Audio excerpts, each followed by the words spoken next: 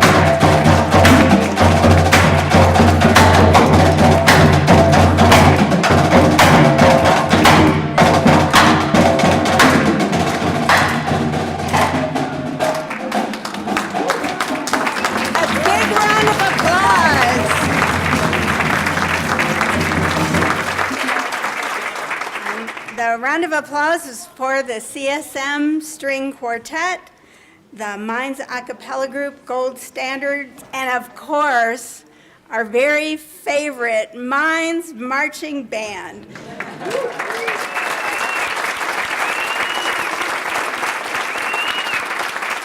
They have kicked off this event in style. So, good evening. I am Golden Mayor Marjorie Sloan, and I welcome you to our 9th Annual Mayor's Community Celebration. Let me start off by thanking the Colorado School of Mines for their hospitality this evening and introducing Mines President Paul Johnson, who has a special welcome for you.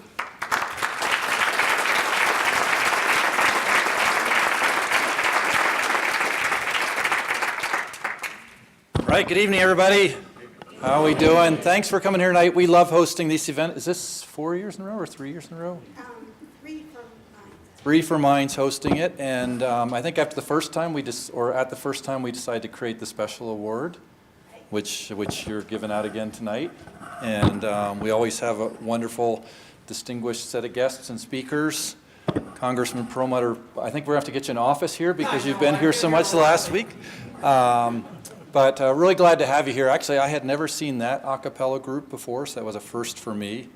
And the last time I saw the marching band, they were in distinctly different outfits than that. So anybody who was here at the football game this weekend would understand that one. So they were in their Halloween costumes at that time. But, the relationship between Mines and City of Golden is really important to Colorado School Mines. And we love hosting events. A few weeks ago, we hosted the Golden Civic Foundation fundraiser in Lockridge, and that was, I think, the biggest fundraiser they'd had yet in their history. We like doing service events. One of the first things our freshmen do when they come on campus is do a service event out in the community. We do that again in the spring. So we really like this relationship, and because of that, it's a lot of fun for us to host this awards and to be part of it and to get a chance to help celebrate all the great things going on in Golden. So hope you have a great evening tonight, and thanks for coming out. And if Mines can ever help in any way, please let us know. So thank you.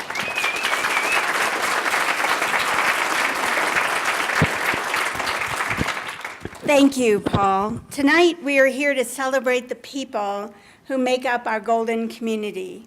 The backbone of our community has always been composed of those who care enough to volunteer their time and talents. And fortunately for all of us, this awesome tradition of volunteerism has been passed down through the generations. It's demonstrated every day. It's taught in our schools. And as Paul Johnson just pointed out, it continues through higher education. We really love having the Mines students out in the community volunteering their time. The School of Mines is a tremendous partner for this event.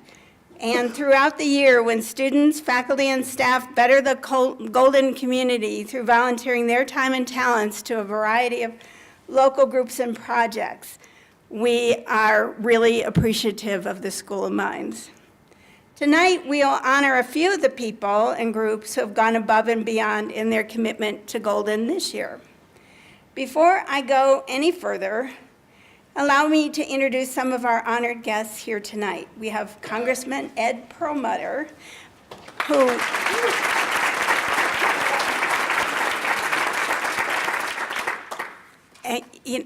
Ed Perlmutter is an honorary Golden resident still, even though he moved away, and we're really happy to see him back here. We are excited to have John O'Leary as our keynote speaker.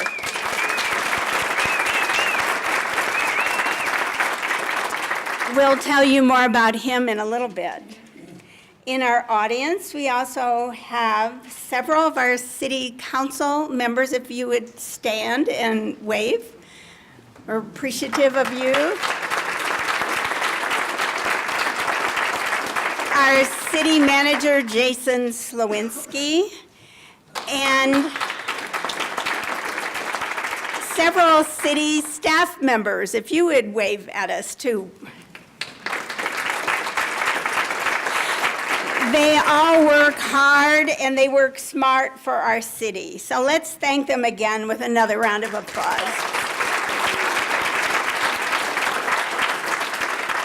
Over the years, this event has become an opportunity to highlight outstanding efforts by individuals, groups, or businesses who have worked to make Golden great.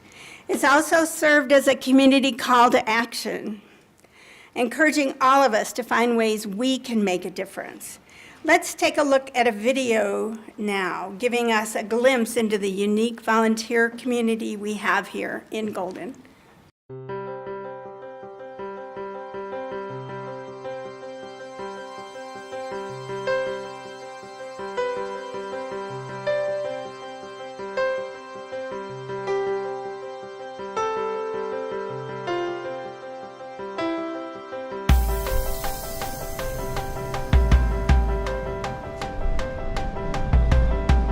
Howdy folks, welcome to Golden. It doesn't take long to realize that there's a lot of sincerity behind that arch. Golden's iconic downtown arch first adorned Washington Avenue in 1949. It has come to represent the spirit of this little western town and the numerous changes that have gone on underneath it. People don't hardly believe it today, but Golden was the downtown was half empty. You know, vacant storefronts. There's nothing that sucks the energy out of a community and lowers the property values faster than vacant storefronts. Now Golden is known for its vibrant downtown, its beautiful creek, and its well-maintained parks. Yeah, these are your best good-looking guys. But for those who live and work here, Golden is even more well-known for the volunteers who have made it all happen. I'm Donna Owen, and I own Avenue Gifts. And I've been on the Avenue for all of my life. I started with Foss Drug in 1959. I was 13 years old. The owners, Heine and Barbara Foss, served as Donna's role models, as well as role models to the rest of the community. They believed you need to support things that tax dollars cannot do. You know, it took people like Heine Foss, who funded the Civic Foundation and put his own money into it. I came across a great writing from my grandmother that she said everything she did was for the next generation. And I think that's a great way to think about volunteering. You're investing in yourself, your kids. The people of Golden worked hard to ensure the ultimate success of its downtown. For example, the revitalization of the old Hested's building, which now houses both residents and businesses. This building almost became something the Foss family simply couldn't accept. It was the Golden Gem Theater, and when the Golden Gem was going to become an X-rated movie theater, he and Barbara felt, no, that's not right for Golden. So they bought the building. They renovated it, and it became Steve's Corner, which was a Western wear shop. Once an old car repair shop with years of contaminated soil that sat right on the creek, this land is now home to the Golden Hotel, and a true clear creek runs at its side. It's hard to say my grandparents what exactly they did and what the foundation did or what city staff did, but Golden's just been incredible. It wasn't one entity, you know. Now I take credit for it all, but so do a lot of other people, and that's because there were a lot of people involved with it. Same goes for Golden's many beautiful parks and efforts led by the Lions Club. You're standing at one of the largest parks in Golden, and we were virtually responsible for most of what was done here. Ball fields, tennis courts, flagpoles, all of that was done by the Lions. Yay! One of the first things I remember for volunteering was in the 80s. We went to Ulysses Park and built the softball fields. And now look at it, it's got lights, it's got a skate park. That happened because a few people talking said, we need baseball fields for kids. And everybody heard it and got it underway, from the Civic Foundation to the Lions Club to the Kiwanis. Everybody pitched in and got it. And I will tell you without a doubt, the community of Golden is the most committed, caring community I have ever had the privilege of working with. Golden's volunteers don't just focus on the wants of our community, they also address the needs.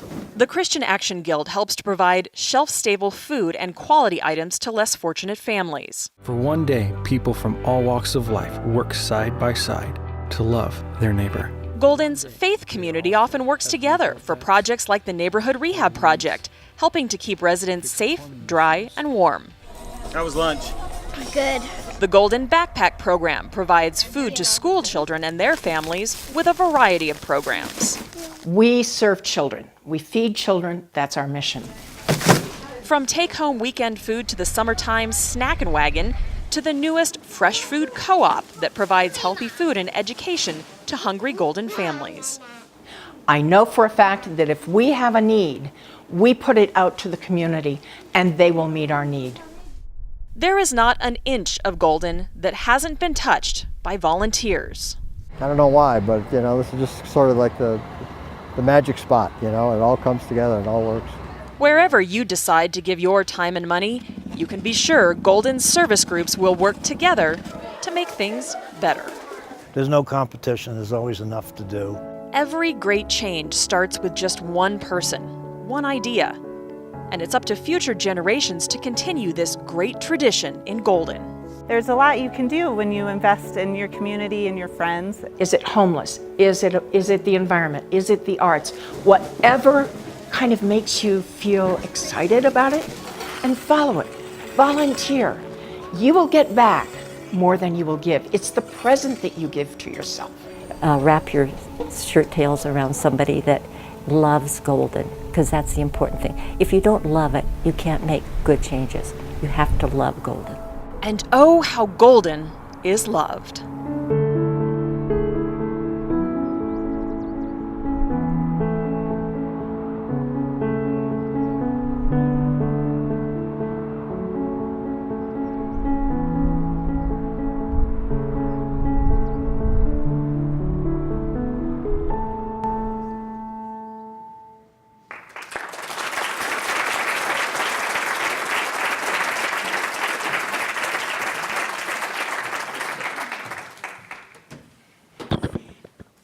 A wonderful video, and we have to thank our wonderful Golden videographer, Bob Pierce, and Carlin Tilley, our communications manager, for it.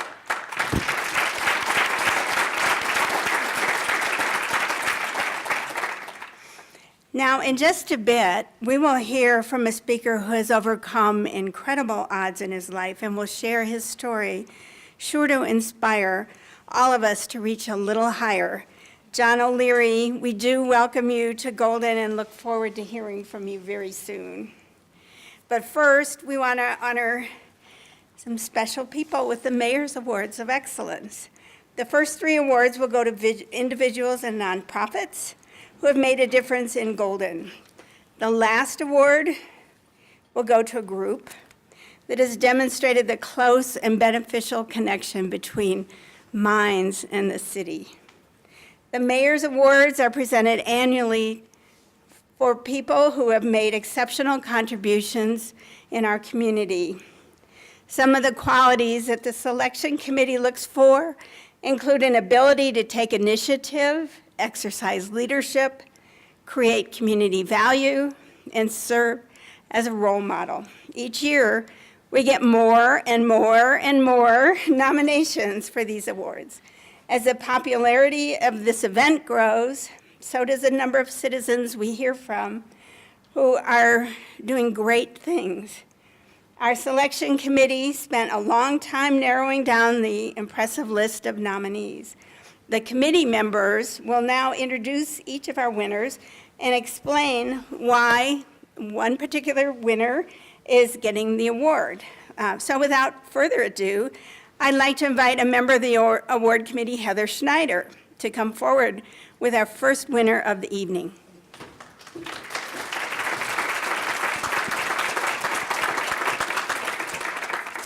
Thank you.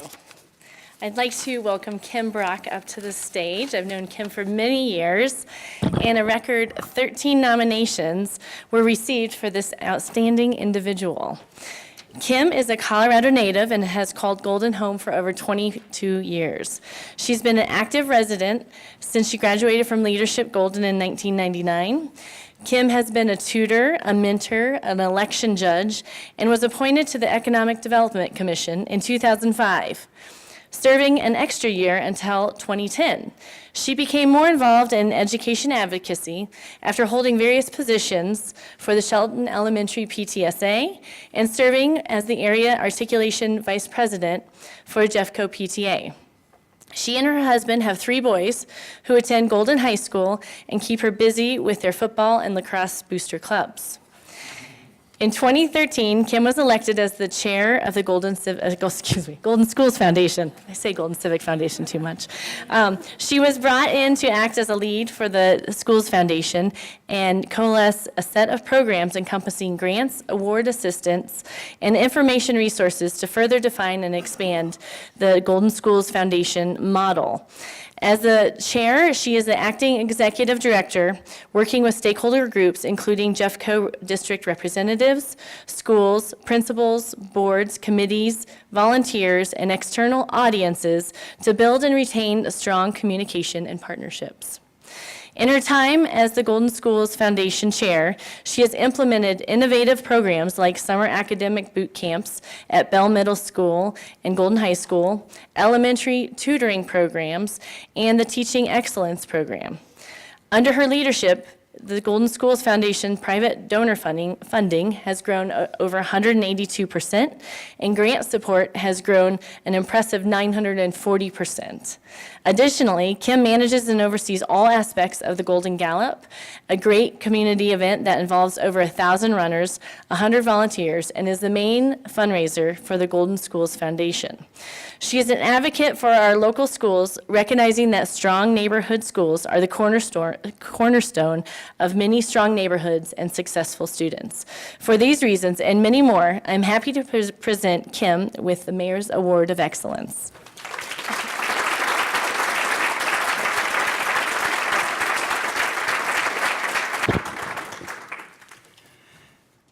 Carol and Don Cameron are precisely the good citizens and community assets that we sought out in tonight's honorees. Their East Street home is a social gathering point for neighbors who grow vegetables on the property that they share as a community garden, replete with planter boxes, an irrigation system, even arranging common meals with the food that they produce. They host meetups with neighborhood city councilors. As alternative transportation advocates, it has been said that they bike more than they drive, even to distant work destinations. They have mentored young adults in the Colorado Teen Project. Carol is a trailblazer who broke many a glass ceiling as an early graduate of the Air Force Academy, followed by a career as a commercial pilot for United Airlines. Don left a successful engineering career to offer his passion and inspiration to students at Lakewood High School as a dedicated science teacher. He has added his committed voice to the Golden Planning Commission and was its hand-picked representative for a Parks, Recreation, and Open Space Investment Forum. His goal is to bring more affordable housing to Golden. Carol loves her work for the Golden Optimist bicycling program, where she says she can take things that people have discarded and restore them to viability. As its current chair, she coordinates with the adjacent Connections Learning Center, getting the kids involved in community service. She helps the local Boy Scout troop during its annual Christmas tree sale. And consistent with their conservationist and sustainability philosophy, both lead bike rides. Don's Tuesday evening neighborhood excursions, Carol helping train the Golden High mountain biking team. Now both retired, they continue devoting their time to promoting energy efficiency, composting, renewable energy, and recycling. As wonderful neighbors and caretakers of our planet, they are among the best Golden has to offer, and most deserving recipients of our prestigious 2018 Mayor's Award for Excellence.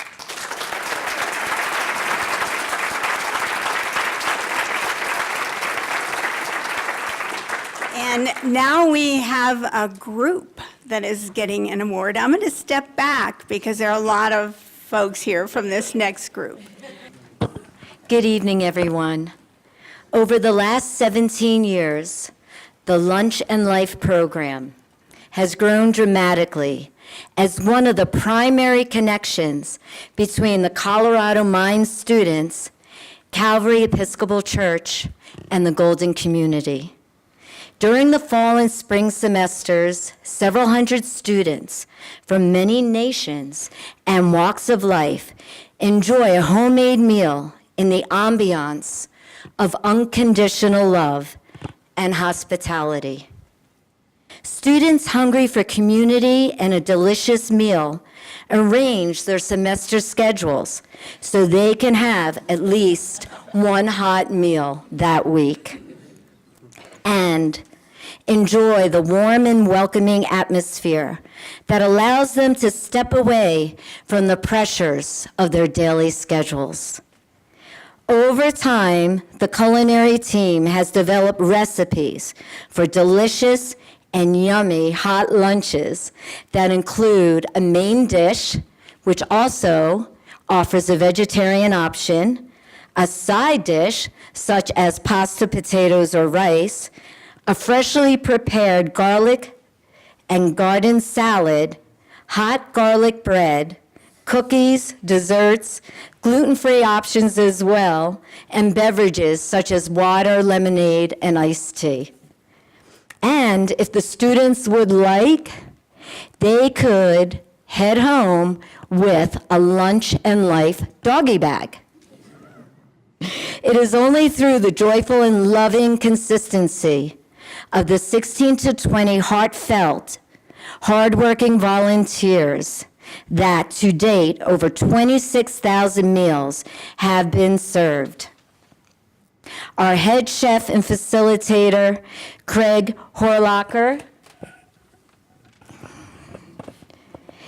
Jim Kamer, Daniel Coffey, Calvary's pastor for youth and young adults, Buck McPherson, Kathy Hitch, and everyone on the Lunch and Life team. When volunteers are done with their culinary tasks, they spend time chatting and developing personal relationships with students while sharing gratitude, belief, and life experiences. Through the words and actions of many dedicated volunteers and students, over the years, this ministry has grown in vibrancy to its current size. The majority of the cost is funded by a grant from the Front Range region of the diocese, by Calvary Church, most recently by the Rotary Club of Golden, and of course, the City of Golden. The Lunch and Life team looks forward to continuing to serve in this outreach of love and cheerful service to the School of Mines and the Golden community. Tonight, we present Calvary Episcopal Church's Lunch and Life program, Mayor Sloan's prestigious 2018 Mayor's Award for Excellence.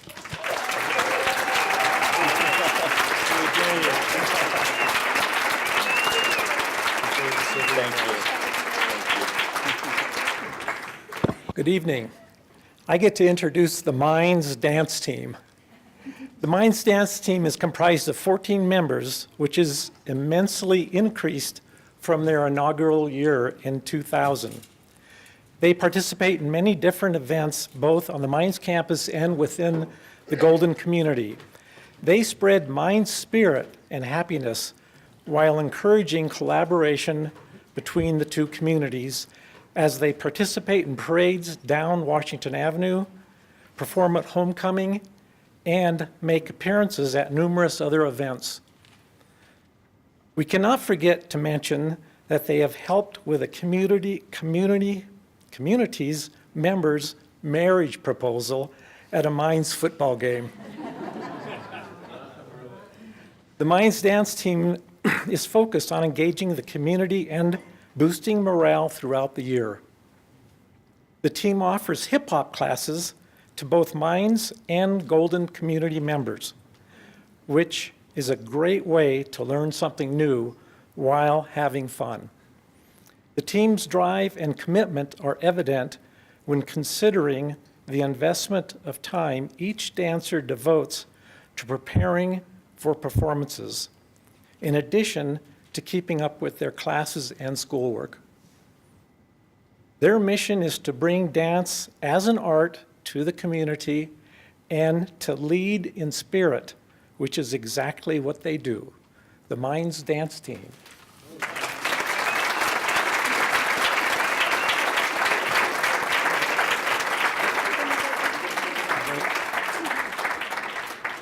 So Marjorie, in the film we saw early on, brought to mind two things. First of all, Paul Johnson is in the back. The School of Mines is so well regarded around the nation and the world.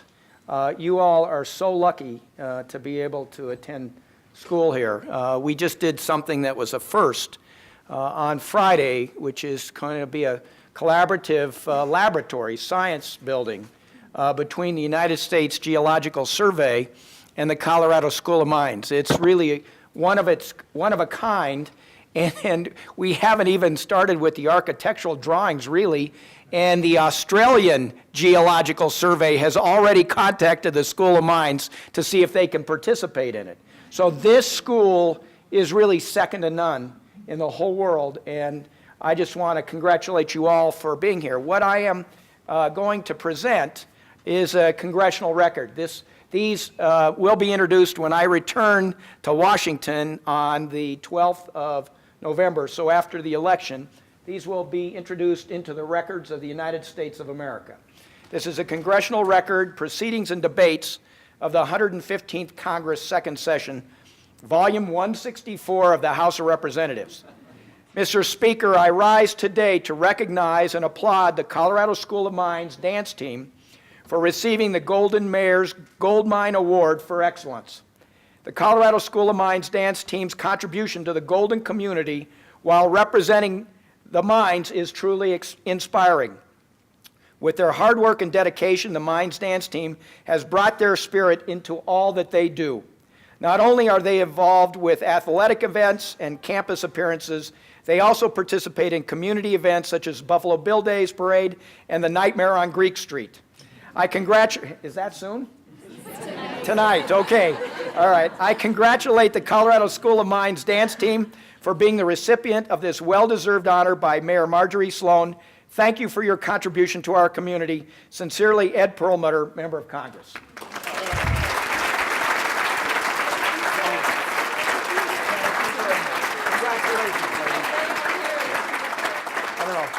Second,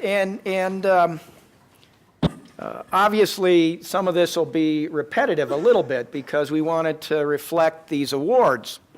And you've already heard about the good works of the Camerons. And I think, the Denver Post used to have as part of its masthead, "'Tis a privilege to live in Colorado." Multiply that times 100, 'tis a privilege to live in Golden, Colorado. And so this is really God's country, just the geology, the environment. But what makes a community great are the people that live in that community. And I can tell you, all of you should be so proud of yourselves because Golden is the best. Now, I campaign a lot, I do all of that, and I've always kidded around that when I go knock on somebody's door in Golden, I don't know what, they may or may not vote for me, but they always invite me in for dinner. So it's that kind of welcoming place.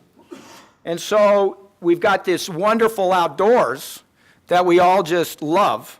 But it's really the people that make the difference, and the Camerons and the other recipients tonight are that kind of fabric of this community. So, congressional record, Proceedings and Debates of the 115th Congress, Second Session, Volume 164.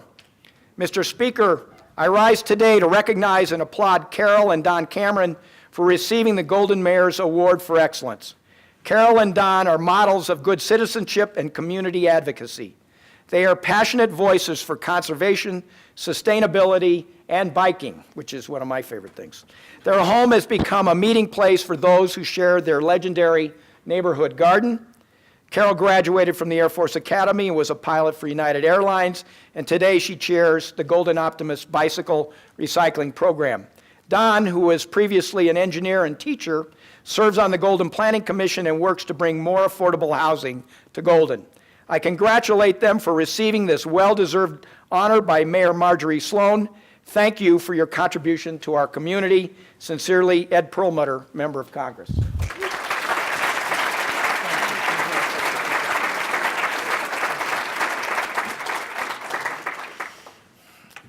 Next, Kim Brock, please. Congressional record, Proceeding and Debates of the 115th Congress.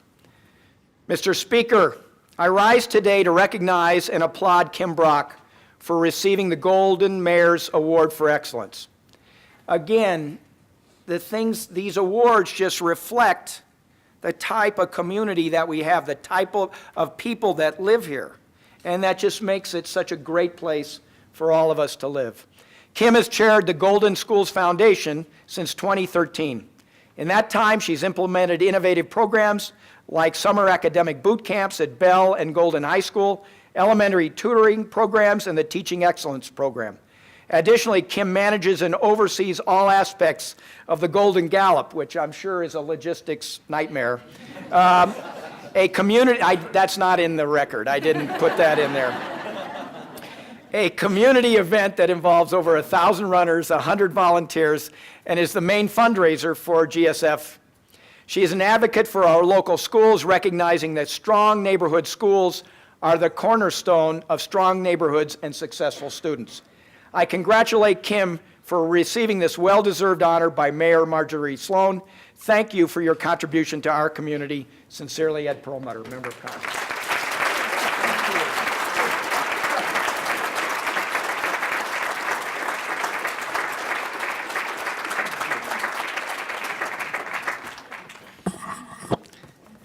Last but definitely not least, Congressional Record Proceedings and Debates of the 115th Congress, Second Session, Volume 164, House of Representatives.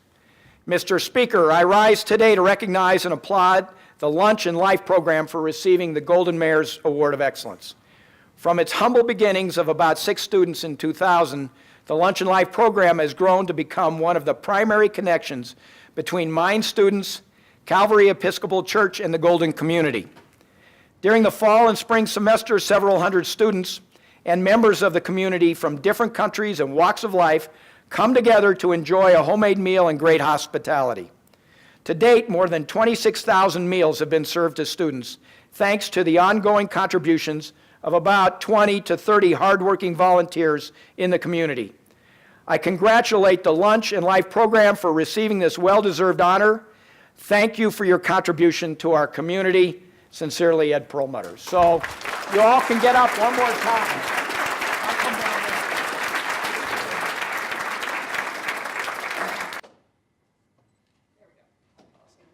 Congratulations. John. Thank you for serving. What a privilege for all of us to meet and hear about our award winners this year. Now, it is my honor to introduce you to tonight's speaker, John O'Leary. Prepare to be inspired by a man who has lived through the worst and now works to encourage others to make an impact on the people and places around them. John's nationally best-selling book, On Fire, details his stories as is the basis for his mission. Some call John a survivor, but he's much more than that. John is a beacon of hope, and he has an important message to share with us tonight. Please join me in welcoming John O'Leary. Thank you again for this. You may want to sit down. Woo! Have you ever been in a room where you felt undeserving? If not, you should try to do what I'm about to do, which is to speak to you about service and love and impact. Because tonight I am absolutely preaching to the choir. And so I'm going to begin tonight in a place that I wasn't really expecting to, which is 32 years ago, I was in a very different ballroom. Although there was snow falling actually outside. And 32 years ago, I was in a hospital burn center. It was a room I had been hanging out in for the previous 5 months after being burned on 100% of my body and told by everyone on the staff that I was going to die. So after 5 months in the hospital, I'm ready to go home. I hear my dad's voice down the hall, and my dad was speaking to a nurse. The question he asked her was, is he ready? Is he ready? What Dad wanted to know is this little 9-year-old boy named John, is he ready to go home? And I wasn't sure what that nurse was going to say. So I remember being a little boy in a wheelchair on a morphine drip. That's like truth serum, baby. Okay. And I yelled out of the doorway, "Yes, he's ready. Come get him, Dad. Come get him, Dad." I hear my dad's heavy footsteps come closer and closer and closer down the hallway. He opens up a double glass door. He walks in front of my dad was a red wheelbarrow. The wheelbarrow was full of champagne and lifesavers. It was not for me. I see several of you judging already, like, he should check out our Greek week tonight. He's gonna. No, it's not for Greek week. It's not for the patient. It's not for me. It's for the volunteers. It's for the servants. It's for the men and women who roll up their sleeves and quietly, because that's the way they like to roll, quietly and humbly, but assertively go about their business, and in doing so, change the lives of those they impact. The 25,000 meals that are served through their hands, quietly. The 1,000 bike riders that are impacted through their work, quietly. The dances that are taught by these ladies up here, quietly. The work that is done in our community. My dad celebrated them. It's what we celebrate tonight as the snow falls outside. He set the champagne down. He walks over to me, puts his hands on my legs, looks me in the eyes and says, "John, little man, you did it." And as a 9-year-old in a wheelchair on morphine, I looked up at my dad and said, "Dad, yes, I did." But leaders and servants and volunteers and mayors and congressmen and students, I look back at that with 32 years of insight on how little I did. Your keynote speaker this evening has not flown from St. Louis, Missouri to brag on himself. If I did, we would all be asleep by 8:15. I promise you that. I came out today and have met with some amazing folks already out here in Golden, not to brag on me, but to brag on you, and to brag on us, and to talk about how big and good and amazing things are going to be going forward, but also to call out this: it won't be easy. Serving's not easy, agent's not easy, struggles aren't easy, driving the snow is not always easy, finding where you are going at the University of Mines is not always easy, okay? In particular when you're from Missouri, but it's worthy. It is worthy, and it is our calling. Have any of you ever had a bad day? No, I'm the only one. Okay. When, and not if, we struggle, volunteers and servants and men and women, when we struggle in school, in relationships, in our singleness, in our marriages, in our addictions, with service, when we struggle, not if. And when we choose to be a victim to it, what is the victim's favorite question to ask? Let's see if you're right. Servants. As it snows outside, but we are standing room only inside, I'd like to give you 3 questions to not ask anymore. And then we'll replace them in Golden, Colorado with 3 life-giving questions. Okay? So question number 1, in the freest country in the history of the world to stop asking, right here at the base of the Rocky Mountains. Why me? Not tonight. Okay, not tonight. The second one, if we fall down that path, we will ask ourselves this one with our arms crossed, looking down. I call it the great question of indifference. Who cares? But there's no group that refuses to ask this question more than the one I'm in front of tonight, because you do care. So we don't need to worry about that one either. But if you did ask this one, it would lead to indifference, which slowly would lead to the slow fade, ultimately toward death, in things that matter to you. With us ending our day and ending our journey with the third and final question, which is, what more can I do? I'm only one, and I'm too old, or too young, or too overeducated, or undereducated, or poor, or wealthy, or whatever. I'm too whatever. What more can I do? My friends, these 3 questions are ones we will not be talking about tonight. Instead, we'll be talking about the questions that you in this room ask yourselves every day. So as I preach farther to the choir, none of these will be new to you, because you've already asked them today. But tonight we're going to spend just a couple moments asking them again and answering them, starting with number 1.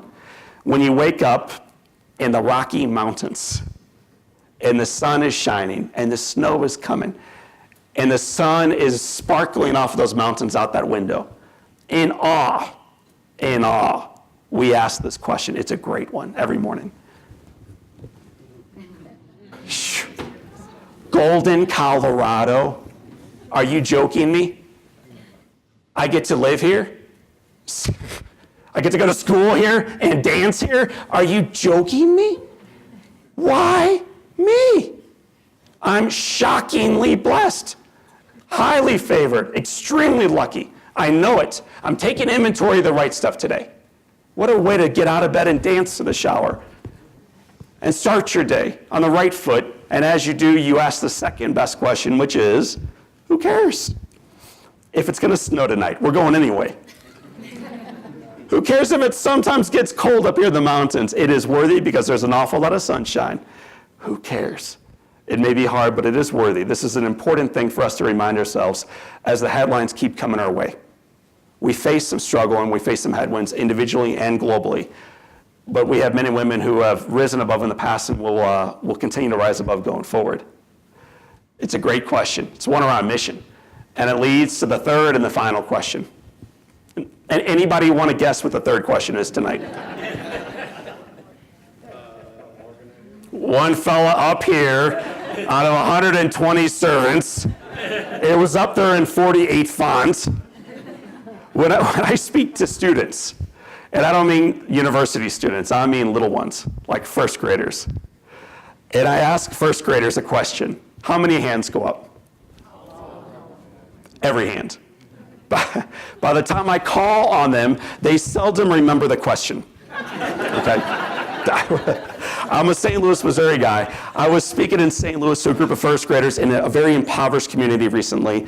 I'm fist bumping these kids as they go back to class. Like, come, brother, have a great day. Come on, little man. Fist bumping these kids. One of them fist bumps me, pulls back, looks at my right hand, and then my left, and then into my face says, "Whoa, mister, what happened to your hands?" This is after I spoke to his class. So some of you are like, well, dude, it's a good question. What did happen to your hands? Well, okay, I'll tell you in a minute. But those kids knew all about it.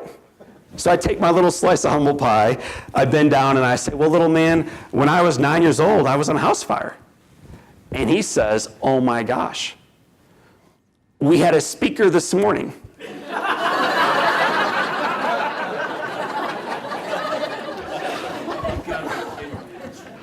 And when he was 9, he was on a house fire too. You guys should meet. So if you think I'm hanging out with kids to either get rich or have my ego fed, you're wrong. Sometimes you just serve because it's right. Yes or no? Yes. Right on. It's just right. It's just what you do. When I speak to seniors in high school, perhaps future students across the street, right? And I ask these young leaders a question, how many hands go up?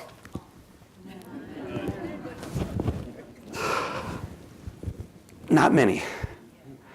We have an opportunity every day of our lives, regardless of what the weather does outside, to show up and to participate like a child. To be the first one to raise our hands. To be the first one to say, I'll do it. I'll take the trash out. I'll serve. I'll show up first. I'll teach you how to mamba or whatever else you ladies are I'll do it. I could use some lessons, by the way, so stick around. My wife and I are looking. Why me? Who cares? And what more can I do? If we ask them as cynics, will lead us on a very negative path. But if we ask them with the hope innate within a child, it will ensure that the best days remain in front of us. So servants today, as first grade leaders, I don't care your age, and neither do those you serve. We're going to ask these questions as Viktor, starting with number 1. So first graders, what's the first question tonight? Why me? A little louder, please. Why me? And why me? Golden, Colorado. Why me? Why me? Looking back at your own lives, how many of you have ever done anything that you now realize was a big mistake? Okay. Looking back at last weekend, we do things all the time. When I was a kid, I grew up 13 and a half hours from where we are seated right here tonight by car. So I'm a St. Louis guy, and we drove out here twice a year, once in the winter, once in the summertime, to see paradise. Sometimes we can get so close to something we miss it. I just encourage y'all, as you wake up with the mountains around you, don't miss it. We'll drive 13 and a half hours to see it and be overwhelmed the entire time. But I saw kids in my neighborhood playing with fire and gasoline, and what these little guys would do is sprinkle gasoline on a sidewalk, strike a match, stand back 2 feet for safety, very risk averse, throw the match on top, and the liquid would dance to life. And when you're 9 and you're a boy, this is awesome. And these are guys you look up to. I mean, they're practically men. They're 11 with peach fuzz. And you figure if these guys can do that, what's the next line? So can I, or why not me? So that weekend, it's on. My dad's at work. The house is mine. You know where I'm going. Walk into the garage, bend over a can of gasoline, monkey see, monkey do. It's important we recognize that people are watching us in college, after college, as volunteers, as servants, as we raise our kids, as we dance through the grocery store, as we walk down Main Street or Illinois. People are watching. Give them an example that is worthy. They get plenty of the other types.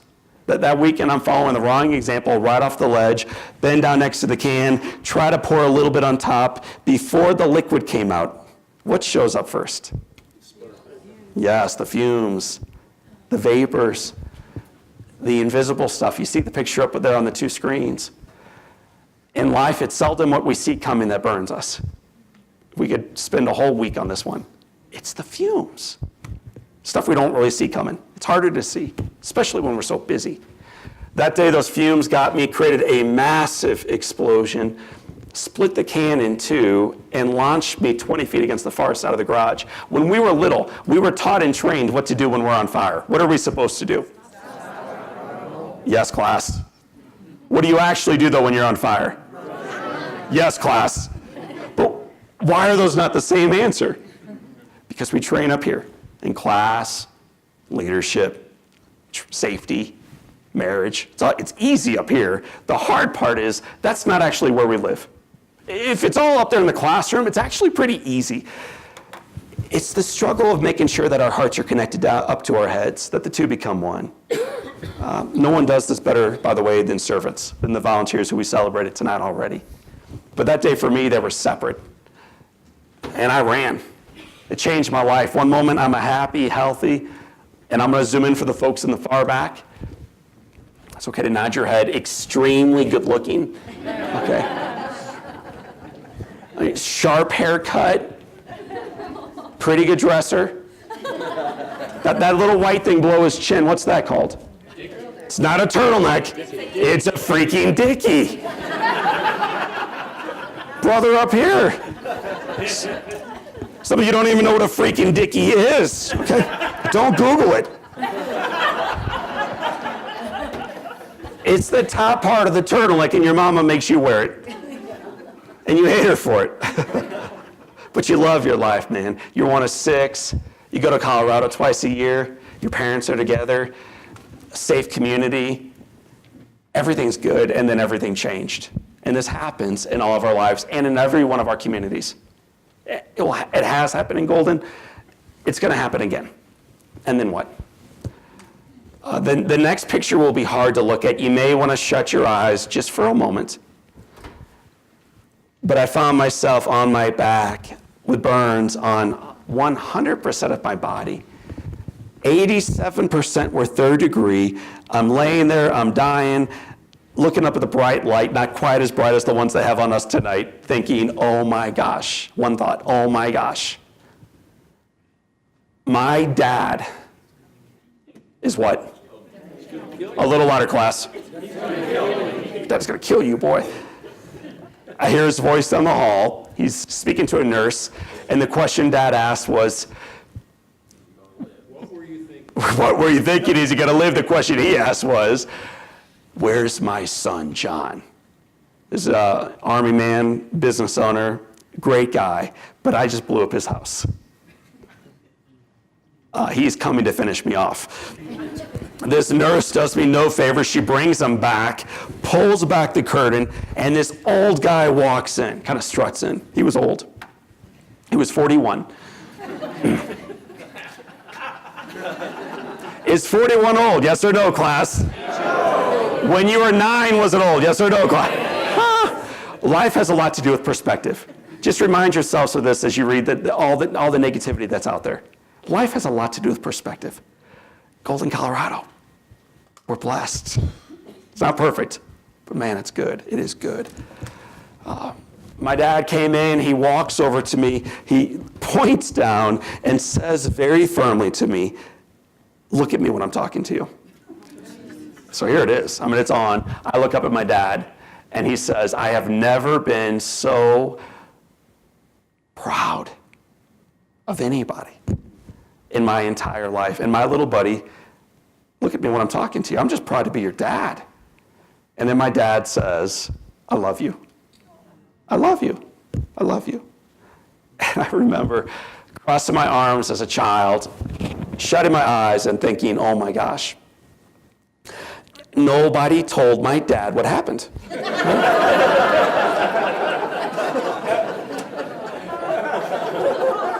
Like he doesn't know. Maybe I can get away with this. You ever been there? Oh, you liars. Cam's 3 boys are there right now. We've all been there from time to time. Do you think my dad knew what happened? Yes or no? Yes. Yes. And he comes in with all the normal anxieties, emotions, and fears of a parent. And then he changed when he recognized again what actually matters. That is actually the beauty of tragedy. It reminds us and alerts us again to what we've been missing in our lives, the stuff that actually does matter. If you ask yourself, this 25,000 lunches, are the meals that good? Maybe. Next Tuesday. I'm hoping you come out to St. Louis, man. I will take you up on it. But I would suggest this humbly. We can get good meals a lot of places. We can't get good love everywhere. I think what you are serving them is hot and it's delicious, and then you give them food too. I think they are longing for stuff they may not get in the dorms, and they may not find in classrooms, and they may not find in the quad, but they find it with you once a week, and they'll switch schedules around to do it. That's powerful. In a community, that's what we get to offer. That's what my dad gave me that day, and every day we get to ask ourselves this question, man, why me? I found myself through grace in the middle of Colorado, in the middle of it all with Golden. Man, why me? Whether I'm at university right now on the dance team or I'm already retired and now I'm serving, why me? And so tonight, rather than just asking questions, we'll answer them for a moment. I'd like you for a moment to think of events, talents, gifts, tragedies, triumphs tonight that you're grateful for. What are you grateful for tonight? Just think about it for a moment, and then to add on to that list one item. Where you are. I mean, let's go back to this for a moment. This is awesome. Like, seriously, since 1949, waving to friends and family and strangers alike. Welcome.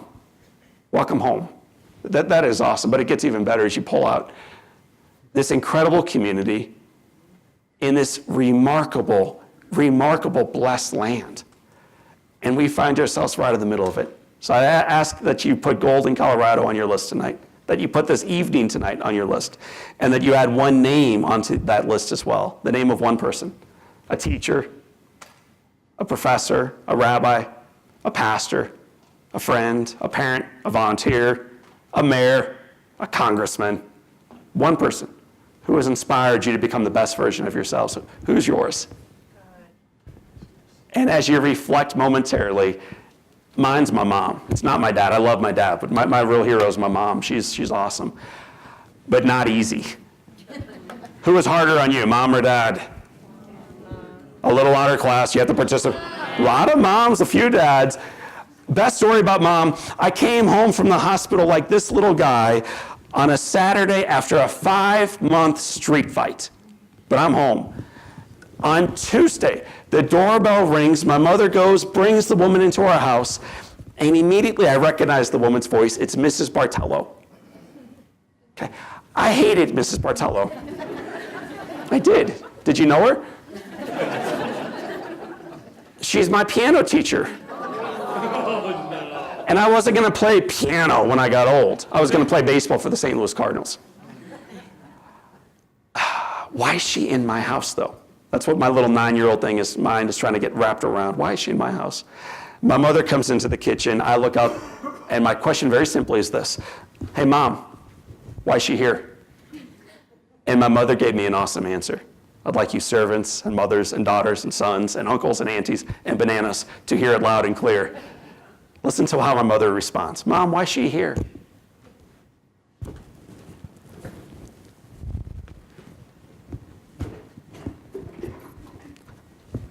She doesn't say a word.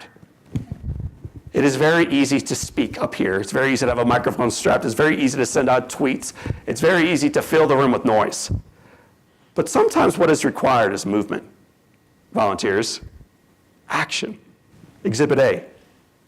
My mother quietly bends down, unhooks the brakes on my wheelchair, and she rolls me away from my pity party at the kitchen table. She takes me down a hallway. I look up and I say, "Where are you taking me?" And here's my mother's answer. Not a word.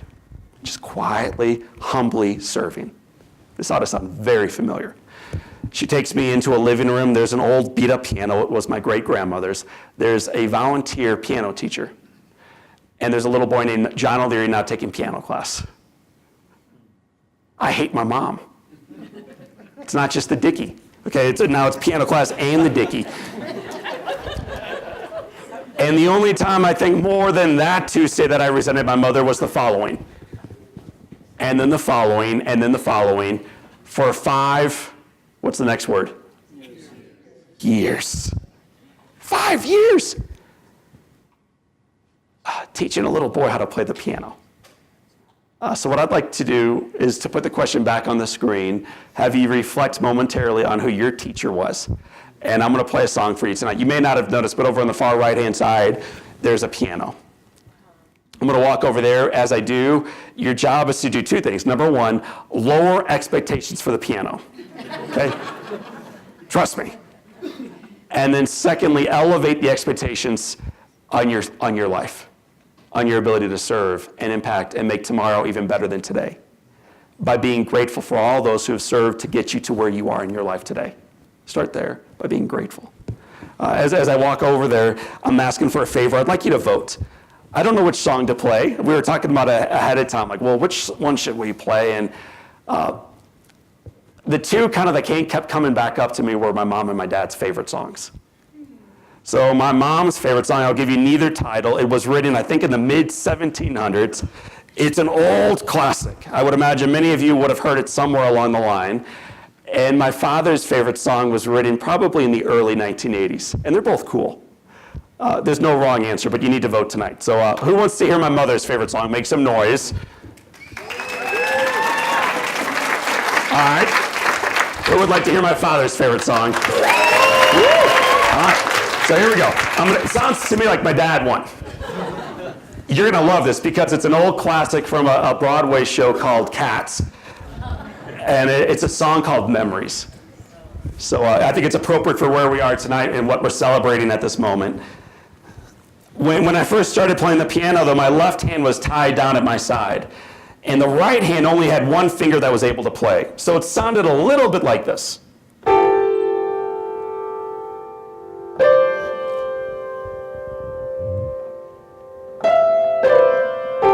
Not bad. Then they did a surgery that gave me the ability to push 1 key at a time.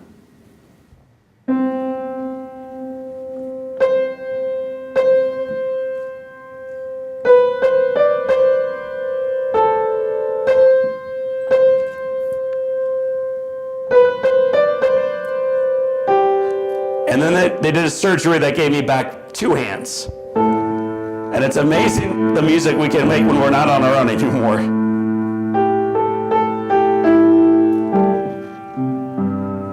So this is a song called Memories from my father. You voted.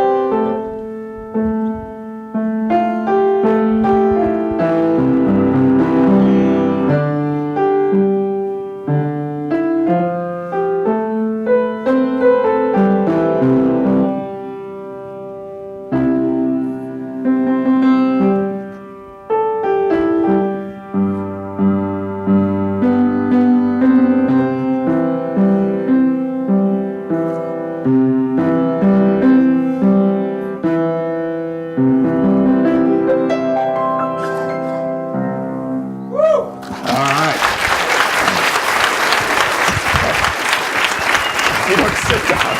All right, here we go. You guys.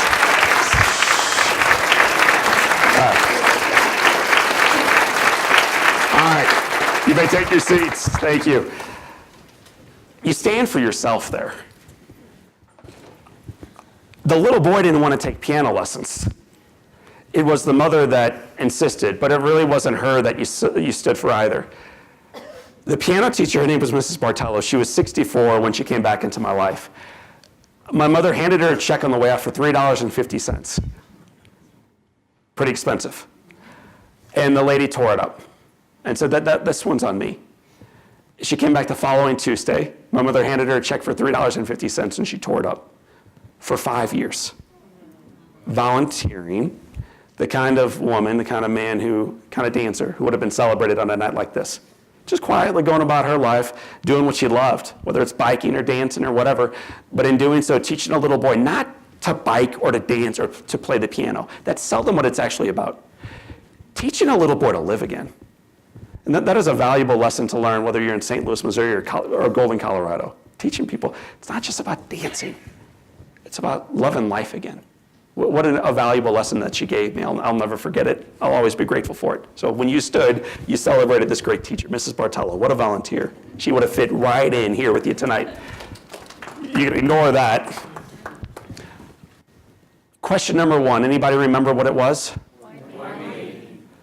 Question number 3, we're skipping one. Anybody remember that one? Woo, nicely done. What more can I do? It's on the screen right now. So I'm going to share one more story. If you have any questions at the end of it, feel free to ask, and then we'll wrap up with a little story that's going to put a bow on the night, I think. Okay? So here we go. What more can I do? Little boy named John got burned 32 years ago. And the very first thing they have to do in the emergency room is tie you down to the bed. So you can't move your arms or your legs. Your lungs were burned. So they put a hole in my neck. What's that called? You got a trach. So now you can breathe, but you can't eat or drink. You can't talk. You just kind of hang out like this with one other pretty big challenge. What's the other challenge? Can you see it? Your eyes are swollen shut. That's why the screens are blank right now. You can't see. You can't move. You can't communicate. You are in there. You can dream, and you can hope, and you can pray, and you can listen. Have you guys and have you ladies ever noticed how much more you hear when your eyes are shut? I mean, some of you have been listening beautifully all evening.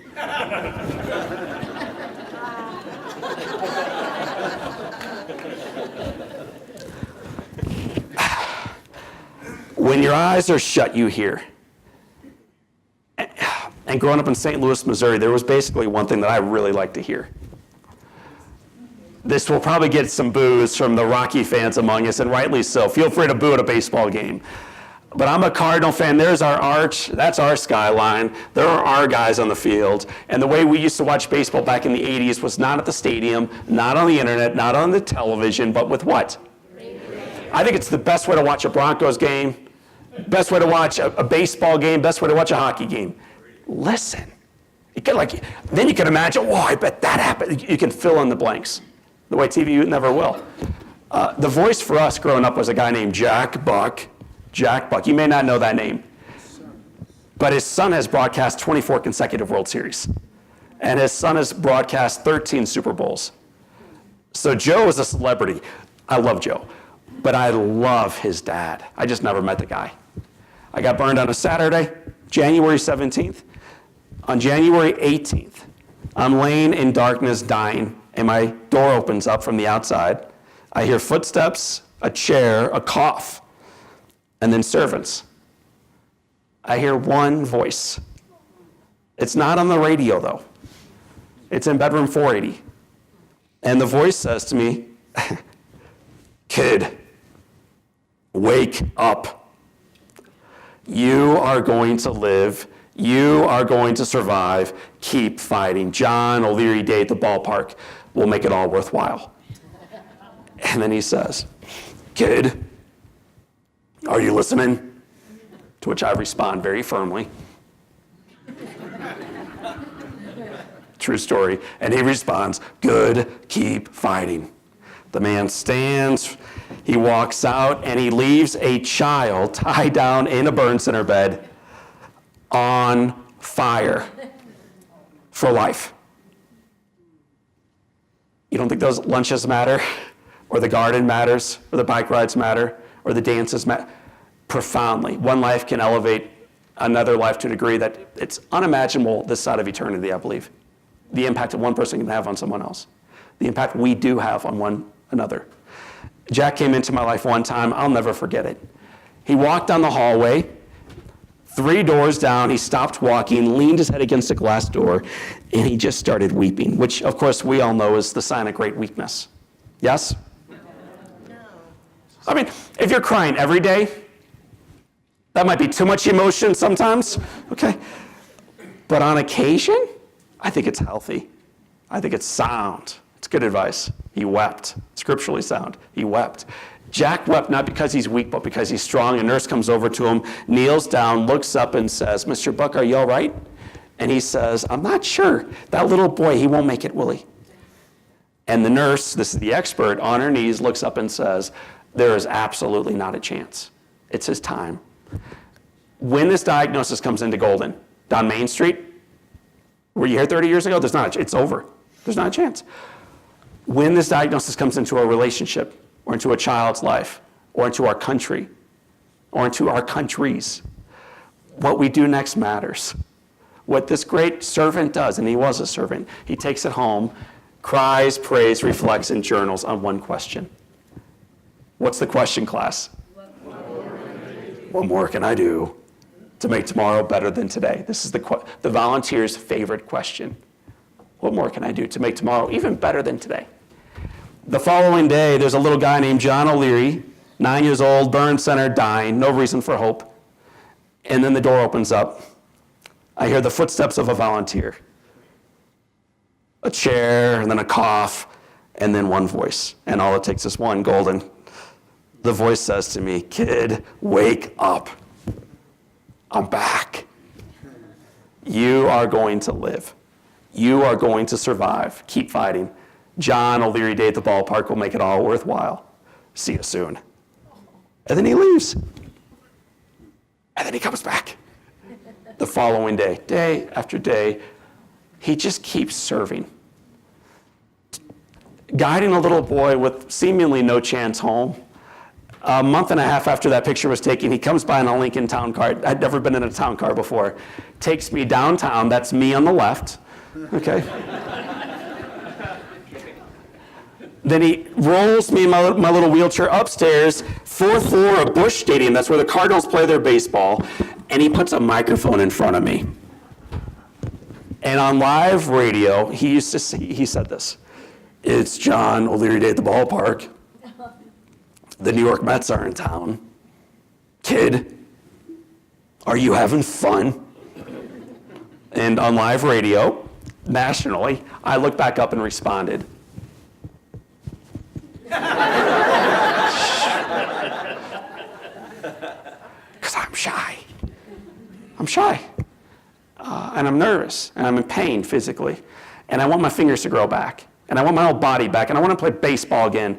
But when he asked the question, I give him the real answer. I'm having a blast. I just don't have the courage to tell you yet. Jack sees everything that's wrong with this kid. And in Golden, Colorado, and throughout the state of Colorado and beyond, it is very easy to see what is wrong. Is it not? Read the headlines for proof. But there's another way to see it all. When you see this little guy ignoring the cardinal hat, what jumps off that picture at you tonight? Smile. This big goofy grin. Cover up the mouth. Is he still happy? Yes or no? Yes. What do you see, Joy? Eyes. Jack sees the fight, the fire, the passion, and the pain, the struggle, the scars, what he knew, what all servants know. They play together. It's a healthy tension, actually, between the two. Jack takes home the good and the bad and cries, reflecting on this one question. He journals. I don't know how many of you keep a journal, but if your one takeaway is to start journaling, that's enough for me tonight. Journal. Track your life. It's worthy. Trust me. It's a good story. Jack tracked his, and in doing so, asked that question, answering it with his baseball. Do you remember Ozzie Smith? Great shortstop. Below that baseball was a note from Jack that read, "Kid, if you want a second baseball, all you have to do is send a thank you letter to the guy who signed the first. Only one problem, Jack. What's the problem? You can't write." Do you think this man, Jack Buck, knew the little boy could not write? Yes or no? Yes. So why would he make me do this? To give you motivation, to get you to do it, and to make you try. I'll take this side over here. I'll come back to you guys later on, so hang on for it. To get you motivated to try to actually believe you can do it. My mom was trying the same thing. What she used to do is come into my room with a little pen. I'll pretend like this is the pen. She would try to hand it to me. My mother would say, "Baby, when you learn how to write again, you get to go back to school."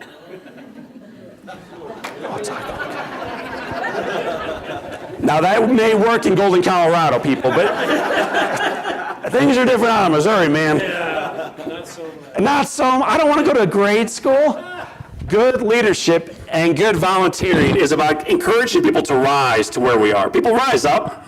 Be like me. Pull your shoulders back and be here on time. Come on, rise. That's good.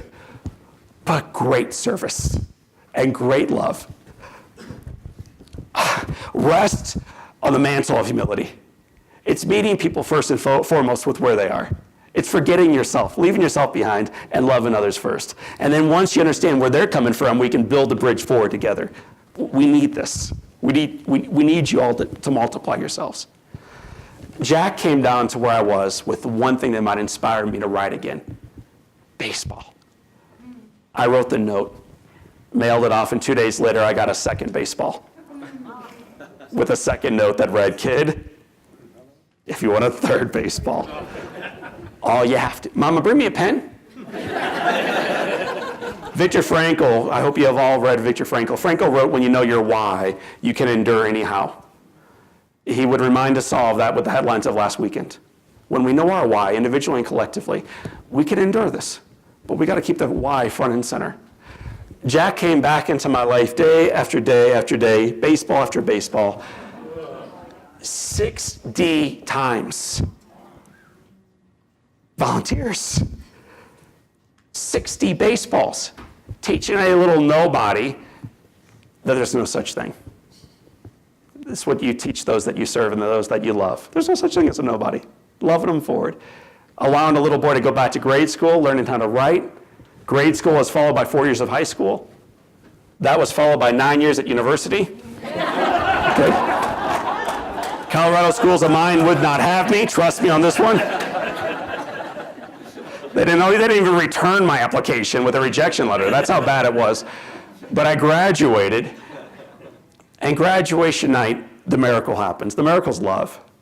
I never dated in grade school, middle school, high school, or college. That's a long drought. Trust me.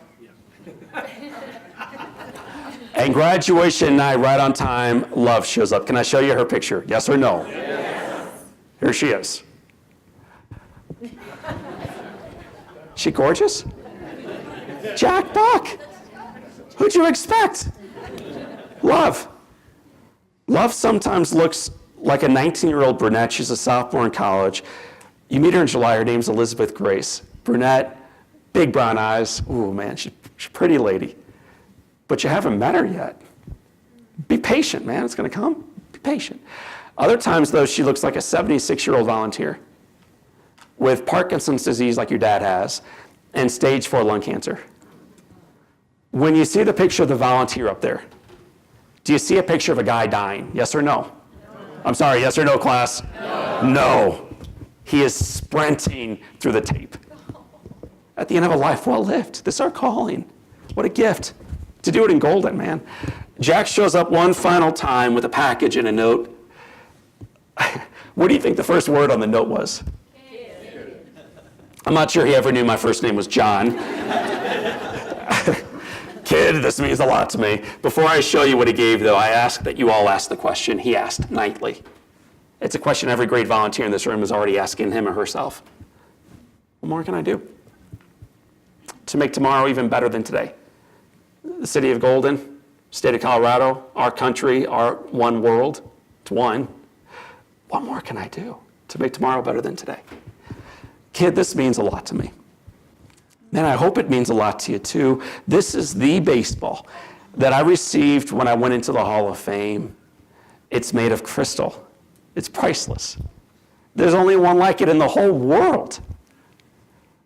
Don't drop it. Okay? The final words Mr. Buck ever wrote to me were these: it's yours. That is an awesome way to serve your last lunch, or to go on our last bike ride, or to plant the last garden, or to fly through the final class at university level. Everything I learned, I gave it right back. It's yours. It was never mine in the first place.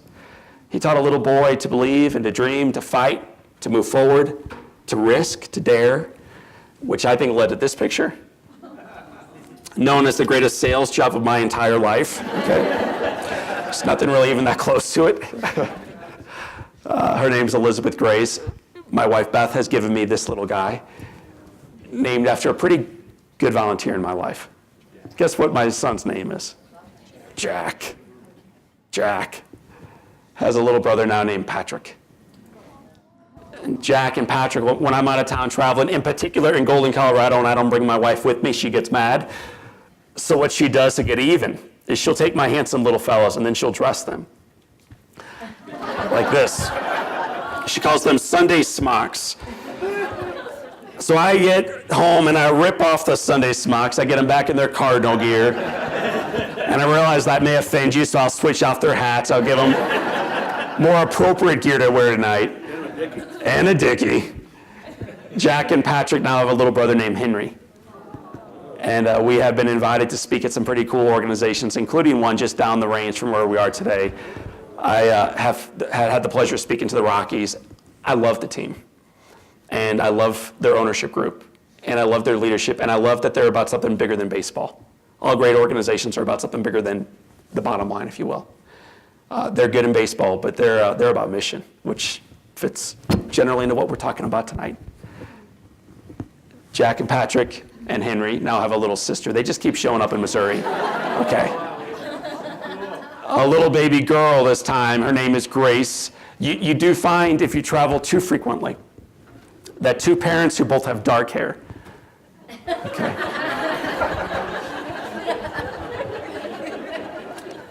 Can I have two kids with blonde?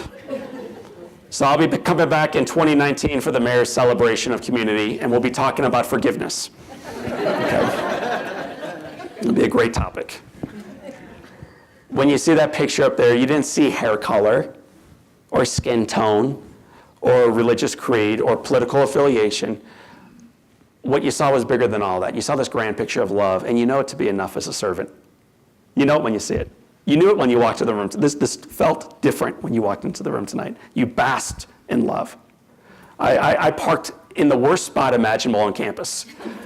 Then I walked the entire campus, and then finally, as a man, it takes a lot of pride to do this. I finally humbled myself and asked the gentleman, where do I go? 20 minutes of walking in the snow, and I finally asked someone, where do I go? This wonderful kid with kind of longer, blondish, brownish hair says, I'll show you. He was walking that way. He then walks me 2 miles up the quad, or right to where to go, and he goes, walk in the stores upstairs. That's where it is, A and B.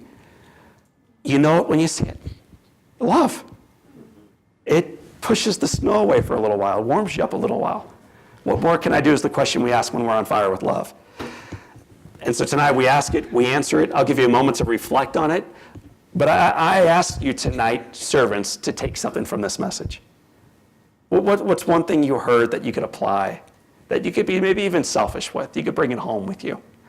One thing to make tomorrow even better than today. Maybe it's waking up tomorrow and journaling with a cup of coffee or tea in hand, looking at the mountains, a little bit of snow left over and the sun shining. Why me? Whew. Why me? Or maybe it's going to bed each night saying, what more can I do to make tomorrow even better? I met with a woman today in Golden, Colorado at that beautiful hotel that you saw a picture of in the video, who was burned in Denver on 100% of her body. And because she's in the middle of a whole lot of things, I can't go through the story right now, but that woman made an 1.5-hour trek up with her husband. And we got to just hang out for 90 minutes and talk about life. It only happened 18 months ago. The scars that she has are raw. but the opportunity in front of her is equally bright. And so we got to talk less about past and more about present and future. And it was awesome. She inspired me. I have the honor of speaking in penitentiaries. I think we're all a couple mistakes away from joining those guys, and we can laugh about that.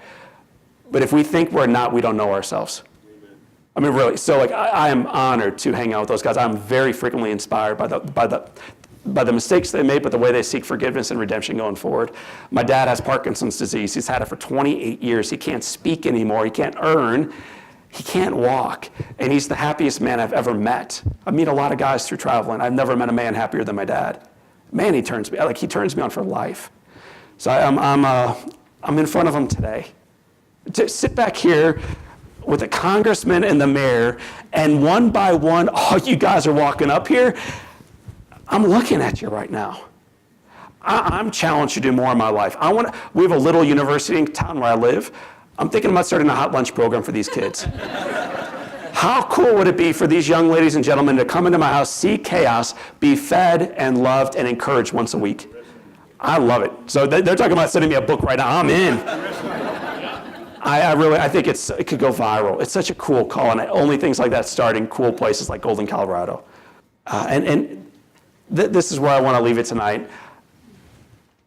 Frequently, when I sit in a room like this, I was sitting back here to the left of a congressman thinking, I do not belong in here. And I'm the speaker. If I don't feel like I belong in here, how could most of us feel like we belong in here? And yet we do. We do belong in here.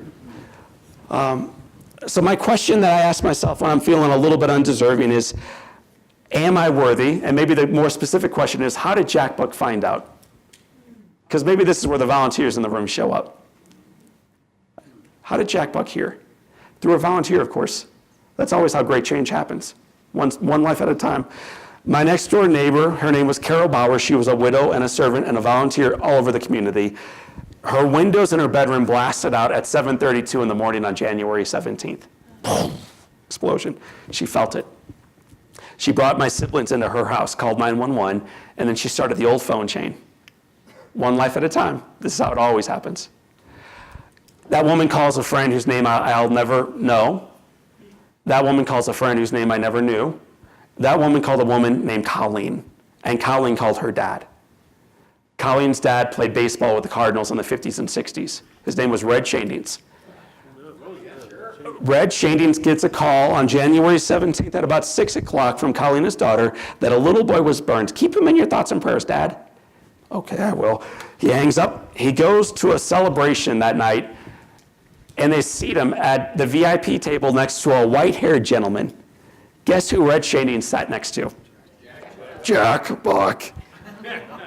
And while sipping wine and enjoying fellowship and talking baseball and service and life, Red tells his buddy that a little boy was burned in St. Louis. Keep him in your thoughts and prayers. The following day, there's a little boy named John O'Leary who's dying. And then the door opens up, and one guy walks in. One hot lunch is served, one bike ride, one garden, one life. He came in one time, and then he came in a second time, and he came in a third time because the question that guided his life, volunteers, was what? One more time, please. To make tomorrow even better than today. It's a question you've already asked and are answering, and I'm humbled to be in your midst tonight. So I want to thank you all for being here. Your best days remain in front of you. God bless you guys. Have an awesome night. Thank you again.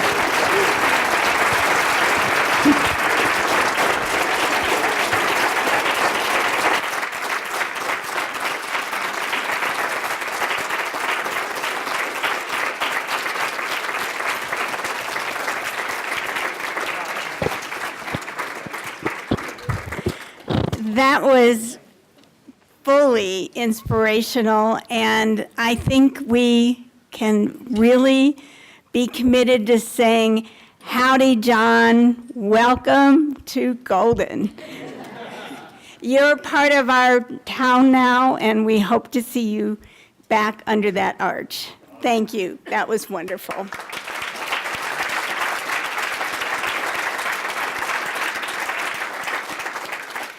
So as we bring this evening's events to close, I'd like to again thank the nominators of the awardees and the members of the committee who worked so hard to identify tonight's winners. Because of the extraordinary efforts made by those you saw honored and showcased tonight, we're all winners. Golden is an extraordinary place to live.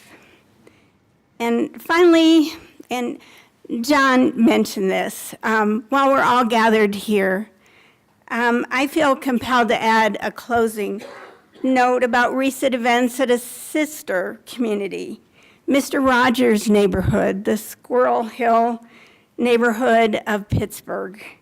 We mourn with those whose lives have been shattered by this week's terrible, hate-filled act of senseless violence at the Tree of Life Synagogue. Their community, like Golden, deserves to live in peace and domestic tranquility, grounded in the bedrock principles of tolerance, acceptance, and love. We hold our fellow citizens in our hearts and commit to strengthening our own ties with each other. So thank you for gathering here tonight and honoring the work and example of our awardees and so many other volunteers in Golden. Thank you all and have a wonderful evening. Thanks.